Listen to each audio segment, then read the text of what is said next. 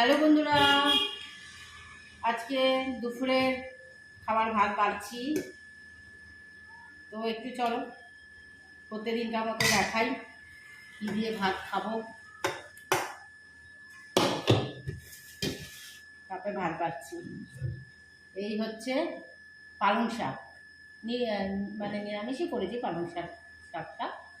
এই যে পালং শাকের তরকারি করেছি, ঠিক আছে। আর হচ্ছে বোয়াল মাছ আলু দিয়ে, বোয়াল মাছের ঝোল পেঁয়াজ দিয়ে আলু দিয়ে। রঙটা দেখো, একদম সেই রঙটা হয়েছে একদম।